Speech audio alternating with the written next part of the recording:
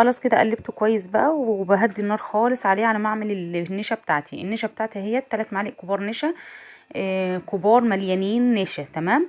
بتحطي نص كوبايه ميه عشان تفككيه، طبعا ما ينفعش تحطيه على الحليب وهو سخن. بتنزليه بتفككيه كده في الميه، في نص كوبايه ميه، وبعدين تنزليه على على الحليب بتاعك. تمام. معايا هنا 3 معالق نشا همت، هتحطيهم برضو في نص كوبايه ميه زي ما انت شايفه كده، وبعدين تفككيهم في نص كوبايه ميه او نص كوبايه حليب اللي انت عايزاه حطيه. اول ما يفك معاكي اهوت زي ما انت شايفه، بتروح حطاه على الحليب بتاعك. طبعا انت مهديه النار خالص عليه. شايفينه ماسك ازاي وزي العسل ازاي. مش هيحتاج نشا معايا تاني. احنا حطينا 3 معالق كبار يا بنات نشا. ركزي، 3 معالق كبار نشا. يعني لو احتاجتي نص معلقه كمان حطي برضو شويه ميه، وتروحي حاطه نص معلقه نشا وتزودي بيها. خلاص كده اهوت، هو غلي معايا وجهز معايا اهوت زي ما انتم شايفين كده.